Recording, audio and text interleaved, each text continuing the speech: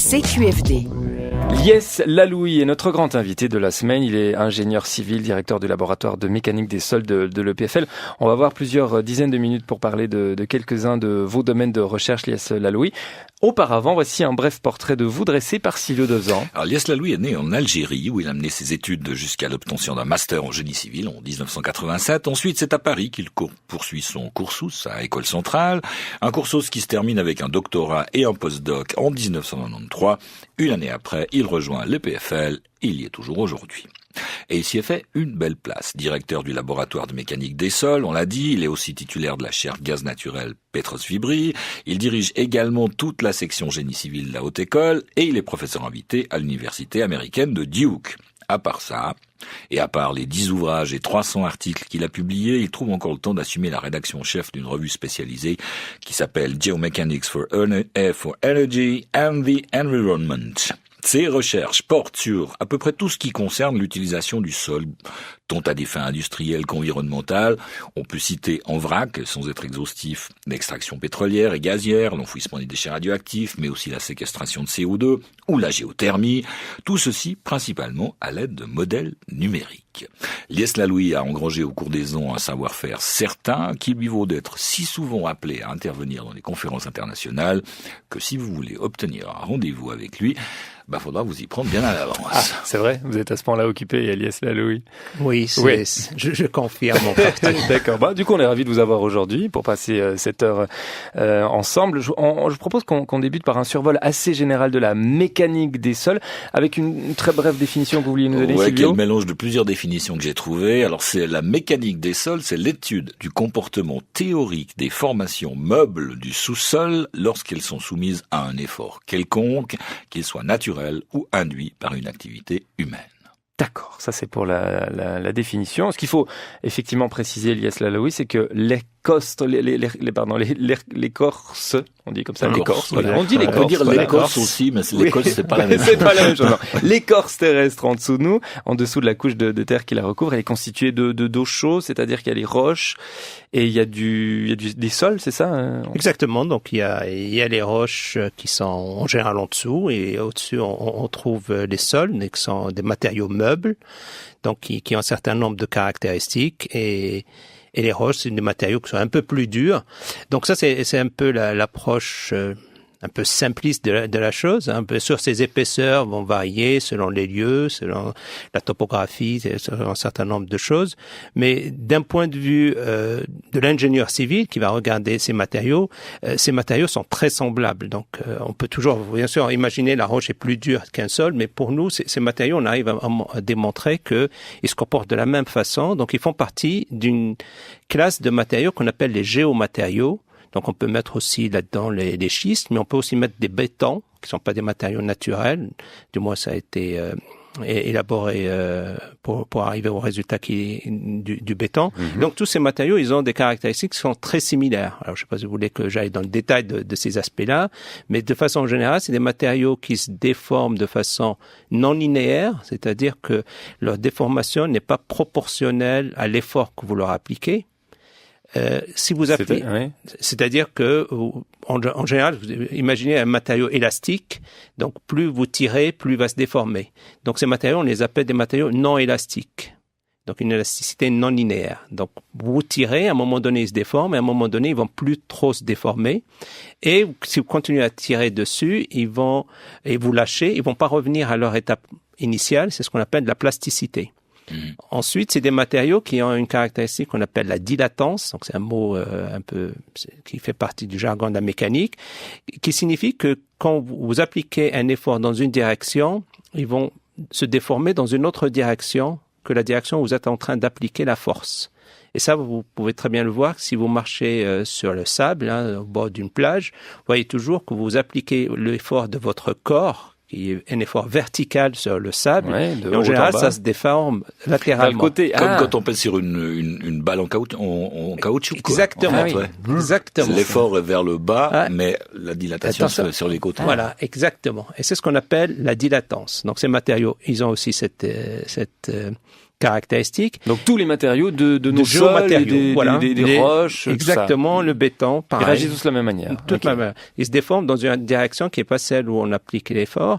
Ensuite, ils ont une autre caractéristique très intéressante qui est le fait que selon comment vous les confinez, comment vous les densifiez au départ, leur résistance va être plus importante. Ce qu'on appelle la résistance de Coulomb. Donc, on le connaît ça depuis les travaux de Coulomb, mais ça s'applique très bien à ces matériaux-là. Donc, ça veut dire que plus vous allez aller en profondeur, plus leur résistance va être plus importante. Mais ils vont se comporter de la même façon. C'est juste que leur résistance est proportionnelle à cet effort-là.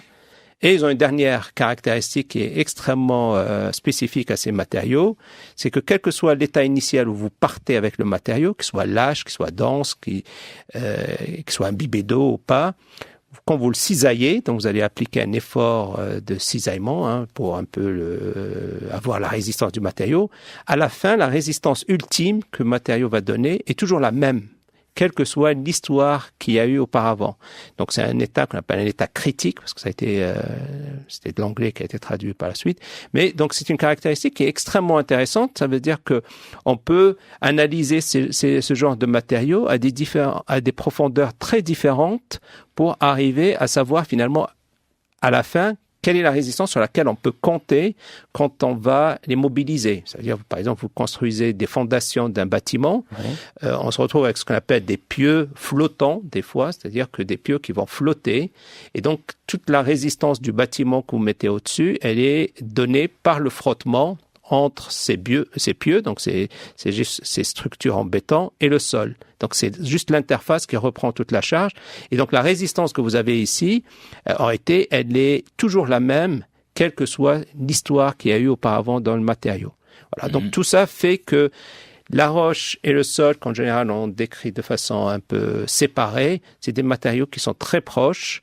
Et la dernière caractéristique qui les rend aussi très similaires, c'est que les deux ont des pores dedans, dans lesquels, dans la nature en général, on trouve de l'eau, on peut trouver aussi des gaz, et donc, bien sûr, la porosité d'une roche est plus faible que la porosité d'un sol, ça on peut très bien l'imaginer, mais ils ont les mêmes caractéristiques là-dedans de circulation du fluide. C'est pour ça qu'on les appelle aussi des matériaux polyphasiques. Donc, c'est des matériaux qui ont plusieurs phases, et ces phases sont le squelette solide, la matrice solide toujours, et on a des fluides dedans qui circulent.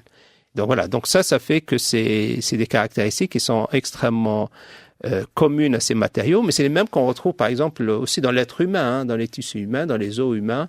C'est exactement les mêmes, ce qu'on appelle poromécanique.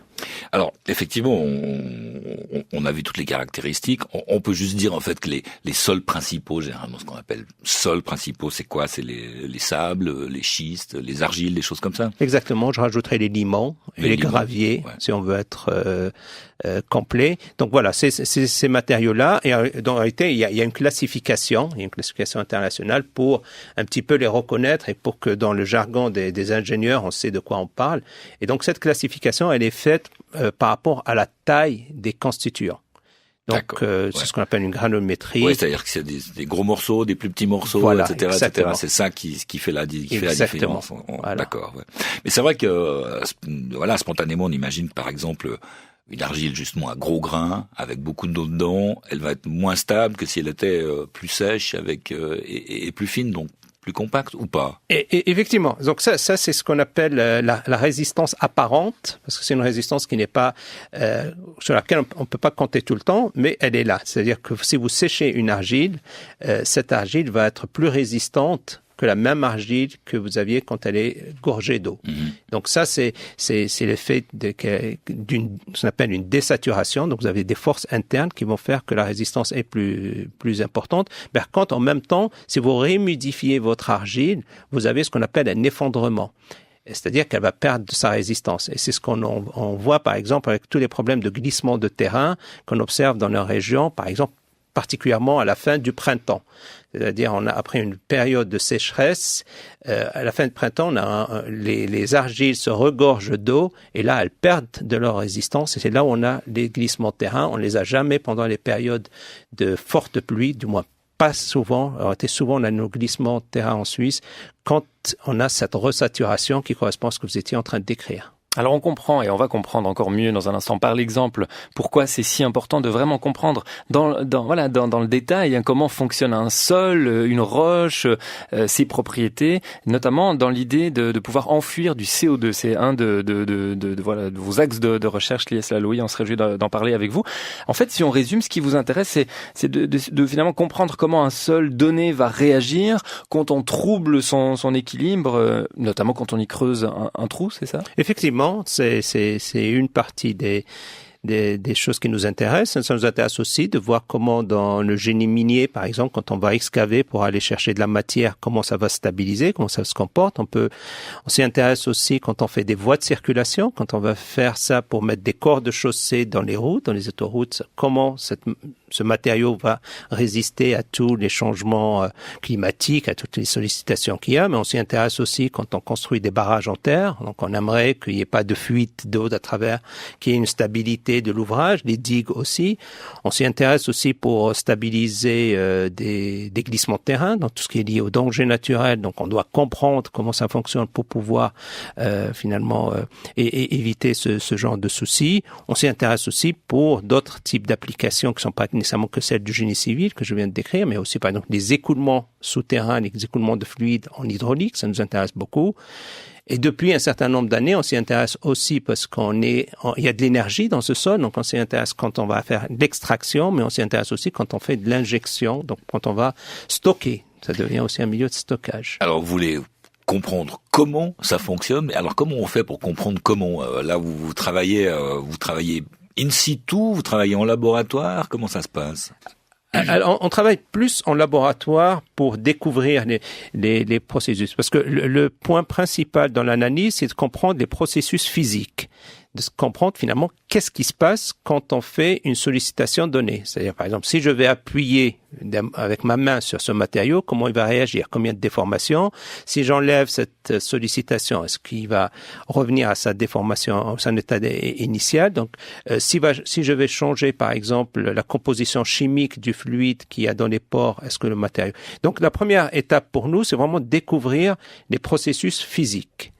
Une fois qu'on a découvert ces processus physiques, on développe des cadres théoriques dans lesquels on pense que le matériau va se comporter. Et après, on passe à des essais en laboratoire pour vérifier que ces mécanismes physiques qu'on a identifiés sont bien ceux avec lesquels il va réagir.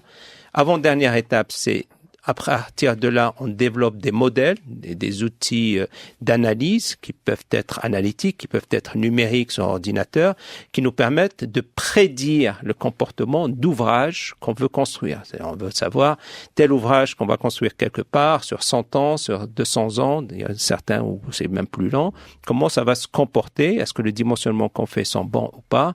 Et la dernière étape, c'est ce qu'on appelle le retour sur expérience, c'est-à-dire une fois qu'on a ces genres d'ouvrages de construits, on fait du monitoring, donc on essaie de mesurer ce qui se passe et voir par rapport à nos prédictions si on était juste ou pas, ou s'il faut qu'on améliore nos connaissances sur la physique. Alors ça, c'est beaucoup pour le génie civil, mais il y a deux technologies environnementales qui vont nous intéresser aujourd'hui, de pointe sur lesquelles vous travaillez. La première, c'est la séquestration du CO2. Rappelez-nous brièvement ce que c'est. Alors, le CO2, vous savez, c'est un gaz à effet de serre qui cause beaucoup de soucis à l'environnement. Donc, on a un déséquilibre environnemental et climatologique lié à cela. Donc, une façon de pallier à ça, c'est de faire en sorte de limiter la quantité de CO2 qu'on a dans l'atmosphère. Limiter la quantité de CO2 revient à trouver une façon de l'utiliser, ce CO2, ou de s'en séparer. Et séquestrer du CO2, c'est la technologie qui est aujourd'hui la plus répandue, la plus sûre, et surtout au volume auquel on a affaire la plus importante. Cette technologie consiste à capter le CO2, et en général on le capte dans les lieux où il y a le plus fort taux d'émission, donc par exemple au niveau des usines, par exemple à la sortie des cimenteries ou bien des papeteries, donc des usines de production de CO2, on le transporte et ensuite on va le mettre sous terre. Et en réalité, ce CO2 en général il vient de sous terre parce que c'est du carbone, donc on va le remettre sous terre. Et l'idée consiste à faire un trou, donc des styles des pipelines en quelque sorte, comme l'inverse de extraire du pétrole ou du gaz. On va faire des trous, on va aller à une certaine profondeur. En général, il faudrait que cette profondeur dépasse le kilomètre, le 800 mètres, voire 1 kilomètre, pour une raison physique bien particulière, c'est que le CO2, qui est un fluide, change d'état selon la pression et la température à laquelle il se trouve. Et donc, si on va au-delà des 800 mètres de profondeur, on se retrouve à des pressions et des températures où il se transforme dans un état qu'on appelle supercritique, qui est un mélange entre eau et air en caractéristique. Donc, on peut l'injecter, peu importe d'ailleurs, sous forme d'un gaz ou sous forme d'un liquide. Tout dépend comment on l'a capté, les pipelines qu'on avait pour le ramener. Mais ensuite, une fois qu'on l'envoie en dessous de cette profondeur, donc on dépasse des températures de 31 degrés Celsius et des pressions de 73 bars.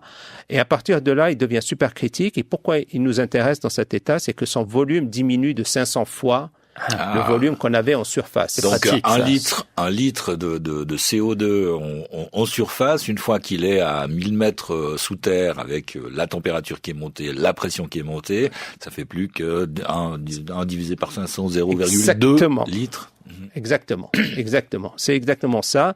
Et donc, du coup, on peut en stocker nettement plus dans un volume plus réduit. Alors, donc, on fait ça. Donc, il faudrait stocker dans des massifs où on a assez de porosité pour que ce fluide qu'on est en train d'injecter puisse se propager. Oui, parce que si on peut imaginer que si c'est du granit en dessous à cette voilà, profondeur-là, exactement. Exactement. Ça, c'est absolument pas intéressant. Il va pas trouver sa place. Voilà, il va trouver. Donc, il nous faut des massifs qui sont assez poreux pour qu'ils puissent se diffuser, qu'ils puissent circuler. C'est quoi comme type de... C'est de la roche, donc oui, c'est de la roche, donc... c'est plutôt de la roche parce qu'on est à des profondeurs qui sont significatives, mais c'est des aquifères, donc on a vraiment de toutes sortes d'aquifères comme ça. Aux États-Unis, par exemple, au Canada, ils privilégient même de le faire de là où il y a déjà du pétrole qu'on a extrait, parce que ça veut dire que ça circule bien. Et pour éviter que le CO2 ne remonte, parce que le CO2, il est plus léger que l'eau dans laquelle on l'injecte. Oui, j'allais vous dire, si c'est poreux, à un moment donné, le CO2 il va trouver son chemin vers la surface. Alors, en général, donc on le fait séquestrer dans des endroits où on a au-dessus une autre couche qui est imperméable. Qu'on appelle en anglais un cap rock, donc une couche imperméable. Ça peut être du schiste, par exemple, donc comme couche, qui elle va pas laisser ce CO2 remonter. Et donc il va se séquestrer là, et il va rester là, et il va ensuite se solidifier et faire partie de la matière en place. Oui, parce qu'à très très long terme, il va se solidifier. Justement. Exactement. Et redevenir du carbone en quelque sorte. Exactement. Mais dans quel terme, dans quel délai ? Alors, il faut combien de temps ? Dans un processus naturel, il faut quelques centaines d'années. Il y a eu récemment des recherches, entre autres en Islande, où ils ont essayé d'accélérer ce processus. À mon goût, je trouvais que c'était un peu trop accéléré parce que pratiquement, ils ont réussi à démontrer en 2 ans qu'ils atteignaient ce genre de solidification. Mais l'inconvénient de solidifier trop vite, c'est qu'après, vous créez une barrière étanche et vous n'arrivez plus à injecter de CO2 qui aille plus loin. Donc, il faut aussi laisser le temps qu'on arrive à occuper un grand volume et ensuite, on vient solidifier. Vous avez notamment travaillé sur un cas particulier. C'était en Algérie, justement, à Inch'Allah. Là, il y a une centrale à gaz. On captait le CO2 de cette centrale. Pendant 4 ans, il a été enfoui à 1800 mètres de profondeur. Et qu'est-ce qui s'est passé au bout des 4 ans ? Alors, d'abord, pourquoi il y a un intérêt pour ce projet en particulier ? Ce projet a été lancé en 2004. Jusqu'à présent, ils ont injecté pas loin de 4 millions de tonnes de CO2. L'intérêt de ce projet, c'est que les données sont accessibles à la communauté scientifique, contrairement à d'autres projets industriels. Donc là, on a beaucoup de données. Ça nous permet aussi d'avoir un retour sur l'expérience et de mieux connaître ce qui se passe. Et donc, l'objectif de toutes ces activités de recherche, c'est finalement d'avoir une sûreté absolue dans ce qu'on fait. Et donc là, par exemple, ce qu'on se rend compte, c'est que dans un projet comme celui-là, c'est qu'il y a 2 mécanismes physiques qui apparaissent. Et le premier, quand on veut injecter avec des pressions très très fortes, parce qu'on veut occuper le terrain le plus et aller le plus vite, on arrive à des pressions d'injection qui sont des pressions à lesquelles la roche commence à réagir parce que c'est trop fort et donc ça crée des microséismes. Okay. Et là, par exemple, sur une année, je crois que c'était l'année 2010, il a été enregistré pratiquement 1500 microséismes. Et ensuite, on se rend compte qu'on envoie avec des pressions suffisamment tellement fortes que on a mesuré même pratiquement donc 2 kilomètres au-dessus des mouvements de surface qui sont induits par ces déformations. Donc ça veut dire que le sol s'est soulevé. Exactement. Voilà. De beaucoup? Non, de quelques centimètres, mais quelques centimètres après 2 kilomètres, ça veut dire qu'en dessous, proportionnellement, ça se déforme de plus en plus. Une immense pression, hein, c'est ça, très fort, venant de dessous. Et donc ça, c'est le genre de choses qui nous amène ensuite à développer des outils pour limiter, pour mieux contrôler ces pressions d'injection, de telle sorte que finalement les choses soient mieux maîtrisées. Il y a aussi des tests de séquestration qui sont faits dans des cavernes existantes, hein, comme d'anciennes mines. Là, on est dans une situation identique. Oui, c'est assez similaire. Les processus sont assez similaires. L'intérêt d'utiliser ce genre de mines, c'est que voilà, ces mines-là sont là, donc les matériaux ont été déjà extraits pour le génie minier, et donc voilà, c'est une réutilisation plutôt rationnelle. Par exemple, si on pense au cas de la Suisse, c'est quelque chose qu'on ferait pas parce qu'on n'a pas des mines qu'on doit réutiliser. Donc, mais par contre, les volumes d'injection en Suisse, je vais pas mentionner, mais on a suffisamment d'endroits pour séquestrer du CO2 qui correspond plus ou moins à les émissions de CO2 qu'on a en Suisse pour 200 ans. Donc, on a vraiment de quoi séquestrer en grande quantité. Le Conseil fédéral avait signé les accords de Paris, la COP 21. Le Parlement vient de les ratifier il y a 2 semaines de cela. Et ça suppose que finalement, par exemple, pour notre cas, que la Suisse aimerait revenir à des émissions qui sont 50% de celles de l'ère pré-industrielle, donc 1990. Ce qui correspond plus ou moins à 27 millions de tonnes de CO2. Et dans la loi actuelle, on dit qu'on aimerait plus ou moins avoir 16 millions de tonnes qu'on va traiter en Suisse, et pour 11 millions de tonnes, on aimerait finalement investir dans des plans de compensation à l'étranger. C'est aussi moins cher, il faut aussi le reconnaître, moins cher pour la Confédération. Mais pour nos 16 millions de tonnes, vous citiez par exemple le projet d'Insala, où je vous dis, voilà, ils en sont à 4 millions de tonnes de séquestrés. Il y a en général sur les projets industriels, un projet, ça séquestre autour de 1 million de tonnes par an.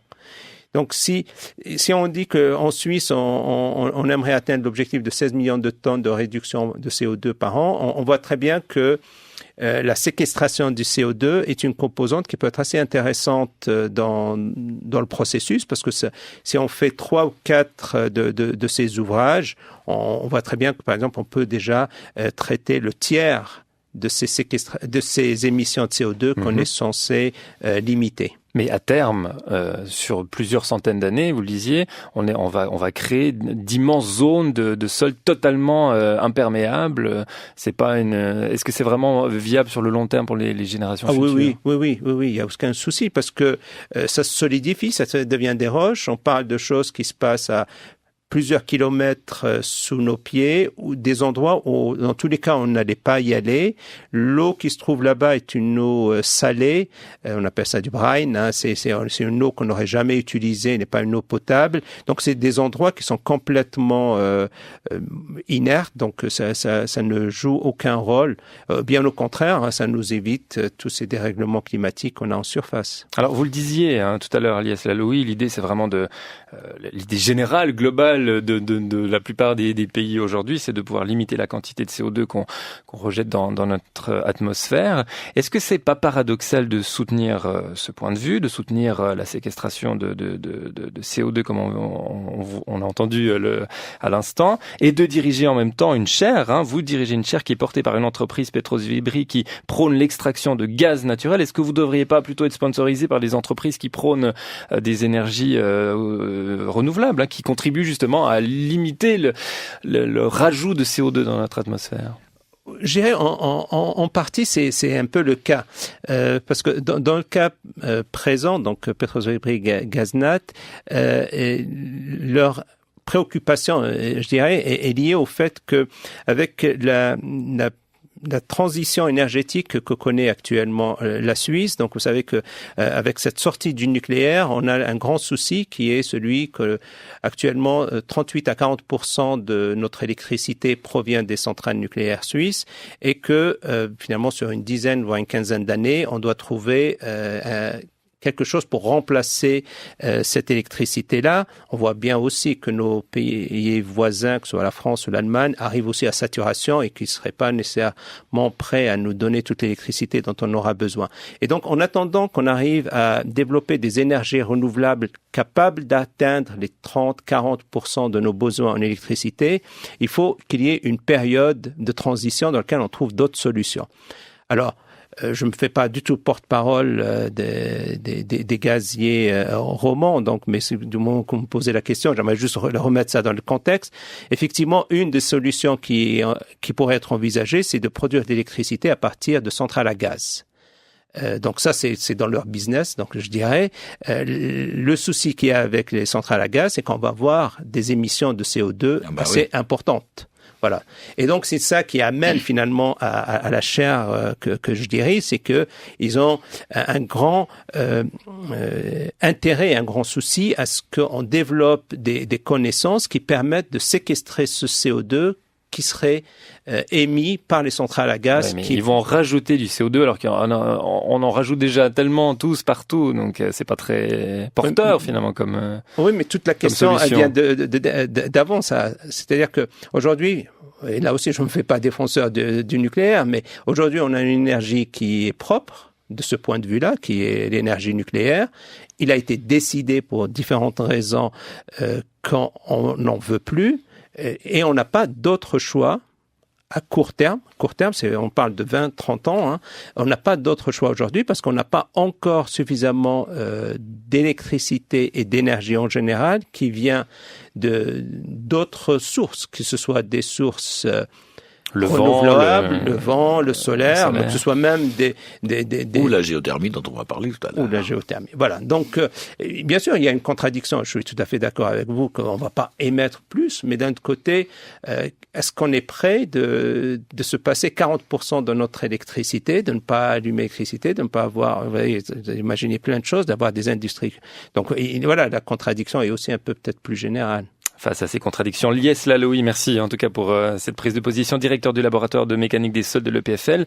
On évoquait tout à l'heure la séquestration du CO2, donc en évoquant ce chapitre, on a déjà abordé tout à l'heure un des axes de recherche qui propulse votre laboratoire dans l'avenir. En tout cas, c'est ce que vous considérez. Un autre de vos axes de recherche, c'est la géothermie. Petit rappel de ce qu'est la géothermie, Sylvain Dolzan.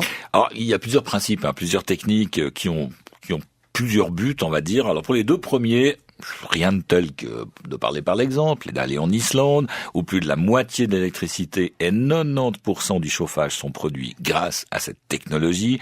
On va retrouver près d'une piscine naturelle Bjarni Richter de l'agence islandaise de recherche géologique. Geothermal energy is heat from the earth, where we use the internal heat of the earth. L'énergie géothermique, c'est la chaleur de la Terre utilisée pour faire de la vapeur d'eau qui va faire entraîner des turbines pour produire de l'électricité.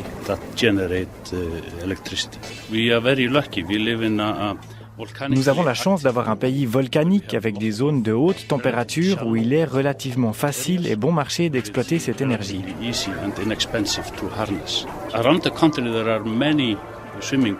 Mais sur toute l'île, il y a beaucoup de piscines, petites et grandes, dans lesquelles on se baigne directement dans l'eau chaude qui provient de la terre parce qu'elle est propre et qu'il n'y a pas d'éléments polluants. Sinon, on utilise le système d'échangeur. Alors chez nous, c'est un peu la même chose, même si c'est nettement moins facile qu'en Islande. Si on creuse profond, on peut évidemment faire de l'électricité en faisant chauffer un flux en bas et des eaux thermales. Les stations thermales en savent quelque chose. Ça, c'est en creusant profond. Mais on peut rester aussi tout près de la surface, même à quelques dizaines de centimètres. Et là, il fait encore circuler un fluide.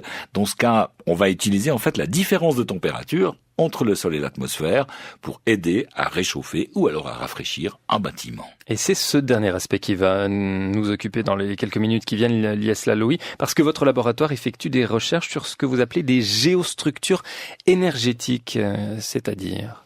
Alors, donc, tous les bâtiments ont des fondations, se reposent sur des fondations. Donc, on va, dans tous les cas, créer des structures qui vont être en contact avec le sol, avec la terre. Il se trouve que la terre est un matériau très intéressant d'un point de vue énergétique, dans le sens où, par exemple, sur les 100 premiers mètres, on a une température qui est plus ou moins constante. Si on enlève les premiers 5 mètres, plus ou moins, on a une température constante. Et ça veut dire que si on extrait de l'énergie de cet endroit, ou si on y stocke de l'énergie, on a toujours un gradient qui est plus ou moins nul. Donc, on est dans un matériau très favorable. Et donc, l'idée est venue finalement de se dire, du moment qu'on a ces fondations, pourquoi pas les utiliser un peu comme un radiateur d'échangeur de chaleur et de froid avec le sol. Donc, on peut aller extraire de l'énergie. Par exemple, on peut en été aller chercher du frais pour rafraîchir les bâtiments, et en hiver, on peut aller chercher du chaud pour chauffer les bâtiments.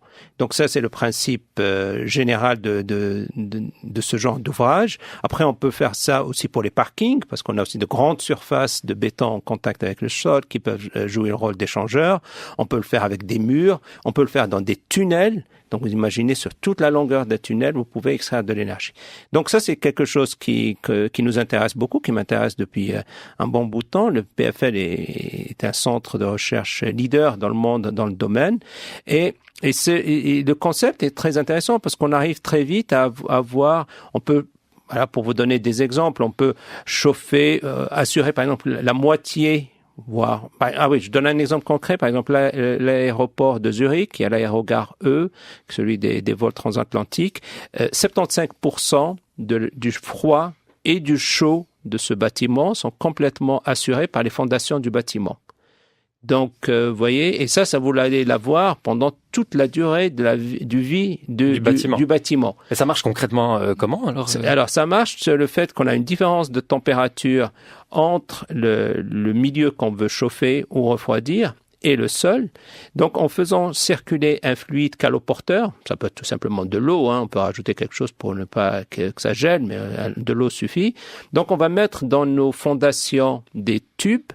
Donc, ces tubes-là, on fait circuler ce fluide caloporteur. Donc, ça vient, par exemple, imaginons qu'on part de la fondation, on part avec une température qui est différente de la température de l'immeuble en lui-même. Et après, on a des serpentins dans l'immeuble, un chauffage au sol ou peu importe quel type de chauffage. Et entre les deux, pour amplifier le processus, on met une pompe à chaleur.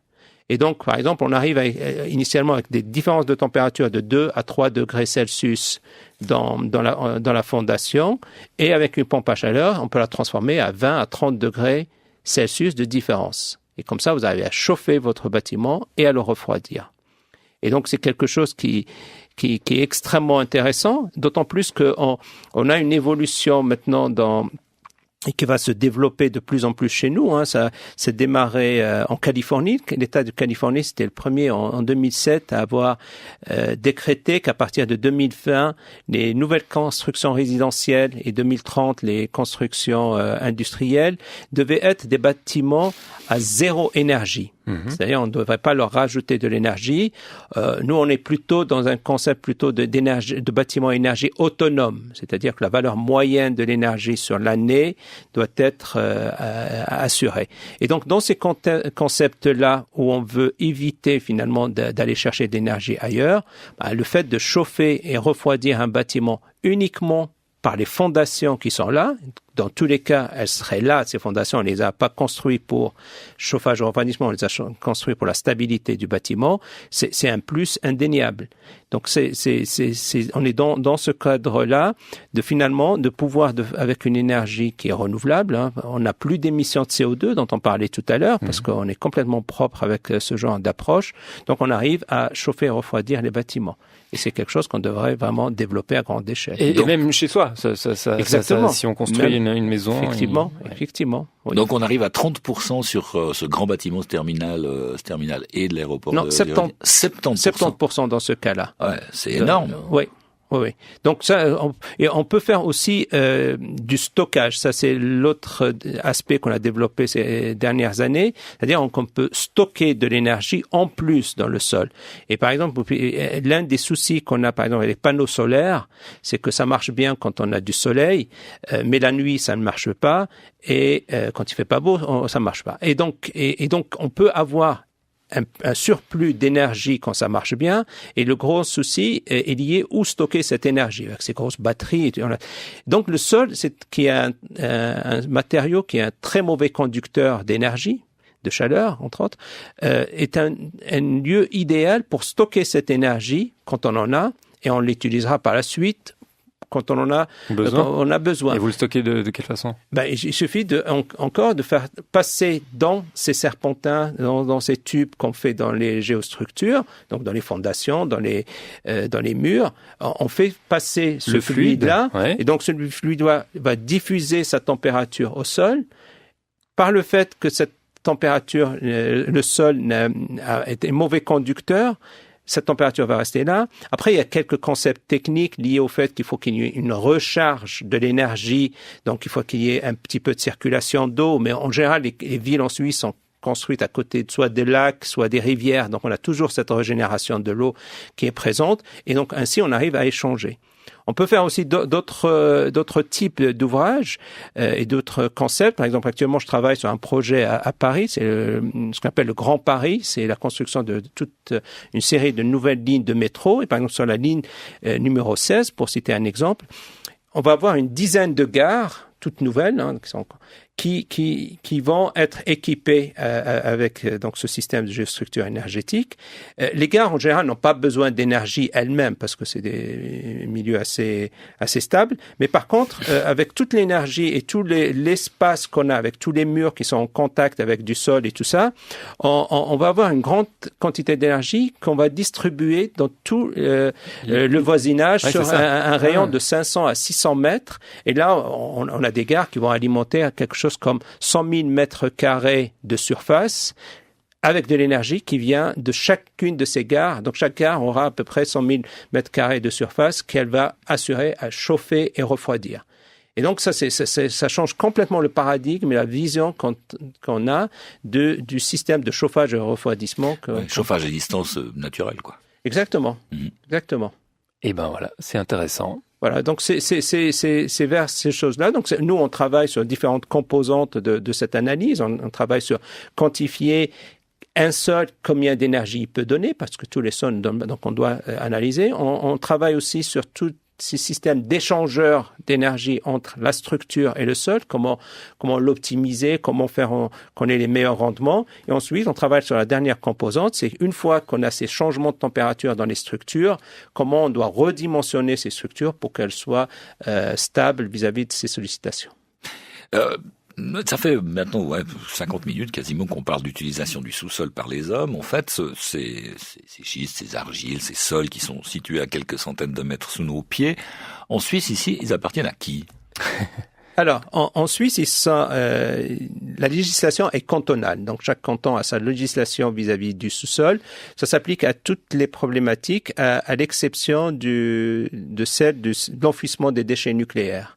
Dans le cadre de l'enfouissement des déchets nucléaires, il y a eu un accord au niveau fédéral. Il y a un droit de péremption par la Confédération. Par la Confédération depuis 2003, qui fait en sorte que les cantons n'ont pas de droit de veto si ça doit influencer énormément l'évolution du processus de sélection des sites. Autrement, c'est une prérogative cantonale.